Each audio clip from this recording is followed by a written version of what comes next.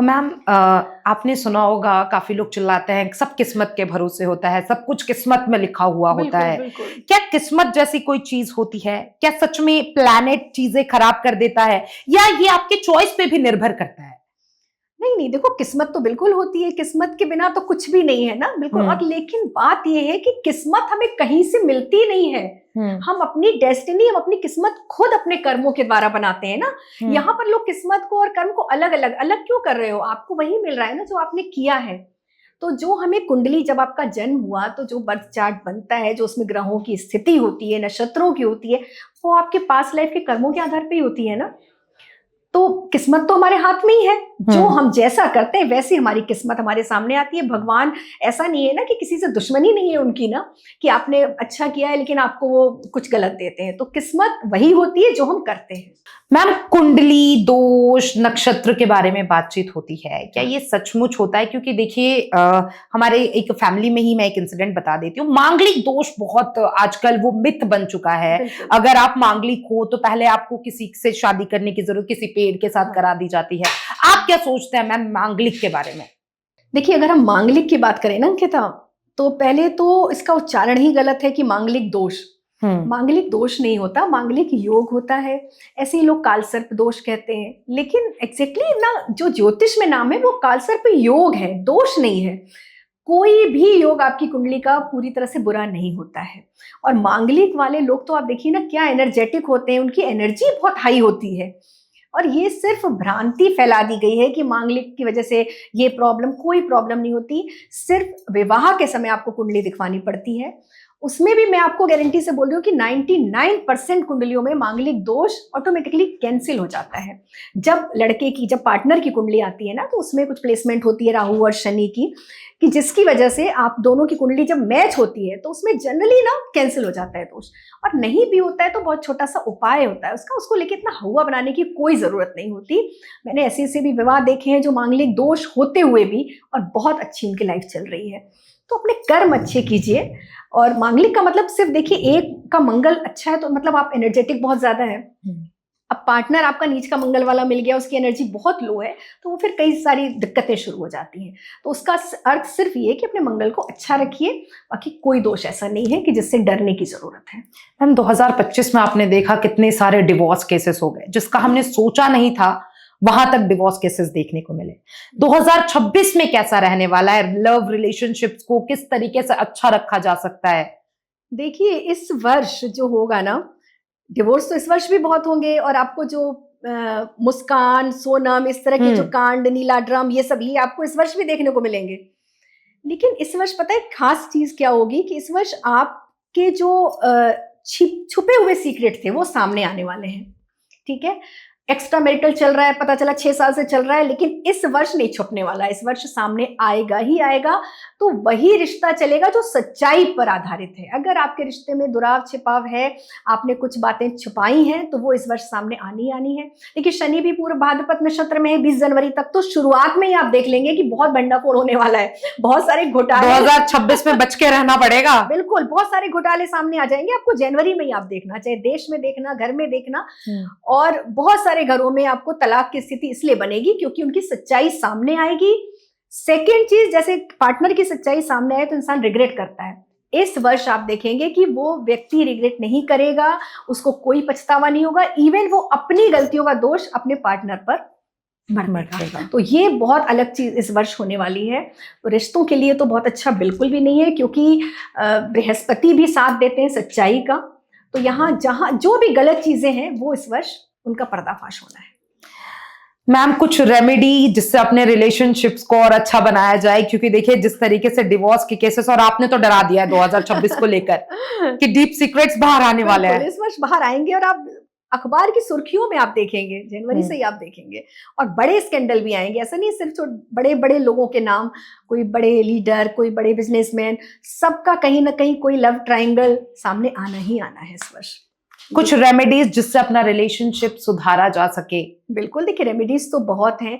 और इस वर्ष क्योंकि बृहस्पति का वर्ष हो रहा है, तो आप जितना ज्यादा ईश्वर का आश्रय लीजिए। आपने बहुत रेमेडीज करके आप थक गए, तंत्र मंत्र यंत्र सब कुछ। आप सिर्फ नाम जप करना शुरू कीजिए। मुझे तो लगता है हर बीमारी का इलाज, ऐसा नहीं कि सिर्फ रिलेशनशिप, बहुत सारी चीज़ें हैं। अगर आप अपने डेटी के साथ कनेक्ट होते हैं तो बहुत अच्छा है। अदरवाइज छोटी छोटी तो रेमेडीज बहुत है कि अगर आप इस वर्ष देखिए, इस वर्ष के ना, क्योंकि बृहस्पति के भी गुरु भगवान शिव हैं, तो शिव आराधना से भी बहुत चीज़ें सही होने वाली हैं। अगर आप हर सोमवार मंदिर जाते हैं, अब जिनका रिलेशनशिप खराब चल रहा है आपने बोला, तो वो अगर इस वर्ष भगवान शिव पे थोड़ा सा दही में बहुत ज़रा सा मिश्री या शक्कर मिला के और उनका अभिषेक करना शुरू करें केवल सोमवार के दिन, तो आप देखिए उनका रिलेशनशिप कितना भी खराब था वो धीरे धीरे ठीक होना शुरू हो जाएगा। माँ पार्वती को श्रृंगार की वस्तुएं अर्पित करना शुरू करें मंगलवार के दिन। तो ये छोटे छोटे से उपाय हैं, ये करना शुरू करें। ये भी नहीं आप कर सकते, अपने पास एक इलायची रखना शुरू कर दीजिए आप। अगर आपको लग रहा है रिलेशन अच्छे नहीं है, आप इलायची कैरी करिए अपने पास और एक इलायची खाना शुरू कीजिए। ये छोटे से उपाय हैं, इसको करिए। और एक आपको बहुत अच्छा उपाय बता दूं कि अगर आप शादीशुदा हैं तो पति के साथ रिश्ता अच्छा नहीं है, या आप का कोई रिलेशनशिप है उसमें अच्छा नहीं है, तो एक शहद की शीशी ले लीजिए। उसमें आपको अपनी और अपने पार्टनर की फोटो है, उसको फोल्ड करके उसमें डिप कर दीजिए और घर के साउथ वेस्ट में रख दीजिए। बहुत कारगर उपाय है, बहुत पुराना उपाय है, और इससे तो मैंने ऐसा देखा है कि डिवोर्स तक आते आते स्थिति भी संभल जाती है। तो इस उपाय को कीजिए, आपका रिलेशनशिप एकदम बढ़िया रहेगा। मैम, आपकी रेमेडीज तो काफी काम की होती है। देखिए, पर्सनल लाइफ में मैंने भी आजमाया हुआ है। इसके साथ ही देखिए, जिनकी शादी नहीं हो पा रही है, काफी टाइम से वो लोग कोशिश कर रहे हैं कि हमारी शादी हो जाए, लेकिन नहीं हो पा रही, उनको किस तरीके की रेमेडीज अपनानी चाहिए? इस वर्ष शादियां बहुत होंगी, पहले तो ये खुशखबरी है, क्योंकि हमेशा जन्म हम लगन पत्रिका में यही देखते हैं ना कि भाई बृहस्पति की क्या स्थिति है। तो इस बार तो बृहस्पति उच्च राशि में आ जाएंगे जून में, और अभी से भी वो मिथुन में भी है, तो अग्रसर हैं अपने उच्चस्थ राशि की तरफ और अतिचारी हैं। लेकिन इस वर्ष वो शादियां कराएंगे, अच्छी शादियां कराएंगे। तो जिनकी बहुत समय से उनको कोई पार्टनर नहीं मिल रहा था ना, उनके लिए भी शादी के लिए अच्छा समय है। तो बृहस्पति की रेमेडी कीजिए। आप थोड़ा सा ना हल्दी डाल के नहाना शुरू कर दीजिए। मैं तो बहुत देखिए सरल और बहुत छोटी छोटी रेमेडीज बताती हूँ। दूसरा है कि आप बृहस्पतिवार के दिन, जो भी व्यक्ति इस साल केले के पेड़ की पूजा आपको करनी है, आपके देखिए घर के अंदर, घर की बाउंड्री के अंदर नहीं रखना चाहिए, लेकिन आप कहीं आसपास मंदिर में केले का वृक्ष वहाँ जाइए। 1 लोटा आपको जल चढ़ाना है, उस जल में थोड़ी सी हल्दी जरूर मिक्स कर दीजिए और उनको आप चढ़ाइए, और दीपक जला सकते हैं तो बहुत अच्छा है। ये हर बृहस्पतिवार के लिए जिनकी शादी नहीं हो रही है। एक और उपाय है कि अगर आपका बहुत समय से रिश्ता बन रहा है लेकिन टूट जाता है, नहीं हो पा रहा है, मतलब घर नहीं बस पा रहा, तो आपको क्या करना है कि संडे के दिन आप थोड़ी सी ना करीब 21 ईंट जहाँ पे कंस्ट्रक्शन होता है वो लाके अपने घर में रख लीजिए, और उसको जिस रूम में आप सोते हैं वहां रख लीजिए। और सोमवार के दिन सुबह 7 बजे तक आपको अपने निकटवर्ती किसी शिव मंदिर में जाना है और उन ईंटों को रख के आना है और भगवान से प्रार्थना करनी है कि आप हमारा घर बना दीजिए। ये उपाय भी बहुत बहुत कारगर है। जिनको भी मैंने कराया है उनकी शादी फिक्स हुई है। तो ये उपाय आप इस वर्ष करिए, अवश्य शादी होगी। देखिए मैम, बहुत सारी महिलाएं ऐसी हैं जो अपने पति से परेशान हैं। हाँ, जो चाहती है कि मेरा पति मेरे इर्द गिर्द भटके, मुझसे ज्यादा प्यार करे, उनके लिए कुछ रेमेडीज? देखिए, उनके लिए तो ये कि आप सबसे पहले तो ये कि आप मेरे प्यार से बात कीजिए, हर वक्त ताने मत दीजिए, क्योंकि महिलाओं की आदत होती है हर वक्त ताने ही देना। रिस्पेक्ट चाहती तो बहुत है मगर रिस्पेक्ट देती नहीं है ना। आप रिस्पेक्ट दोगे, देखो ये संसार का नियम है, आप जो देते हो ना आपको वही मिलता है, चाहे आप पति से रिलेशन हो, पुत्र से हो, किसी से भी हो। और अगर आप चाहते हो कि वश में रहे या आपके आसपास इर्द गिर्द घूमे, तो जब आप सिंदूर लगाते हो ना, देखिए आजकल लड़कियां सिंदूर नहीं लगाती, ये बड़ी आफत है ना। अगर आप लगाती हैं तो आपको अपने इस इंडेक्स फिंगर से थोड़ा सा सिंदूर लेके ना और पति के माथे पर लगाना है।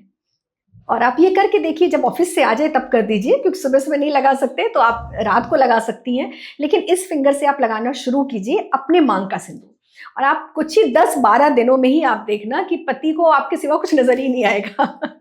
बहुत टाइम से मैम आप एस्ट्रोलॉजी कर रही है, प्रेडिक्शंस दे रही हैं, रेमेडीज बताती हैं। एक सच बताइएगा कि ग्रह खराब होता है या लोग अपनी आदतों से अपनी चीजें खराब कर लेते हैं? आदतों से ही ग्रह खराब होते हैं ना, ये कनेक्टेड है अंकिता, ये एक चीज कनेक्टेड है। भाई आपने अभी कुछ गलत किया, मैंने अभी आपको कुछ अपशब्द बोल दिए, है ना, बाद में उसका क्या रिजल्ट होता है आप समझ रहे हो कि आप भाई आपकी इमेज खराब होती है। तो सीधे सीधे ये कि आपके कर्म ही आपकी ग्रह खराब करते हैं, तो इसलिए आपको ग्रह खराब मिलते हैं। अब क्या होता है कि आपको एक तो होता है कि कुछ चीज़ें आपको मिल गई, मान लो आप किसी घर में शिफ्ट हो रहे हो, किसी भी रूप में मिला, लेकिन उसको फिर आपने अपनी कला से उसको बहुत सुंदर बना दिया, है ना, रहने लायक कर दिया, इंटीरियर कर दिया अच्छा। मान लीजिए आपको नीच का बृहस्पति मिल गया, आपकी कुंडली में ग्रह खराब मिल गए, लेकिन अब आपको नीच का बृहस्पति मिला और आपने संतों की निंदा करनी शुरू कर दी, और भी खराब हो गया आपका। वहीं आपने संतों की, महात्माओं की सेवा शुरू कर दी, तो उस ग्रह को आपने नीच से उच्च का बना लिया। ठीक है, बहुत सारी रेमेडी ग्रह को हम अपने अनुकूल बना सकते हैं, अपनी आदतों को थोड़ा सा चेंज करके। आप ईश्वर, चलो आप नहीं मान रहे हो, लेकिन जो मान रहा है एटलीस्ट उसकी निंदा मत कीजिए आप। ये बहुत बहुत बड़ा कारण होता है अपना भाग्य खराब करने का, कि हम दूसरों को हर्ट करते हैं, दूसरों को दिल दुखाना। कलयुग में दूसरे का दिल दुखाने से बढ़ के कोई पाप नहीं है, ये सबसे बड़ा पाप है। तो इस पाप को मत कीजिए, अपने आप आपके ग्रह आपको अनुकूल फल देंगे। हम सब सक्सेस होना चाहता है, सक्सेसफुल होना चाहता है अपने लाइफ में।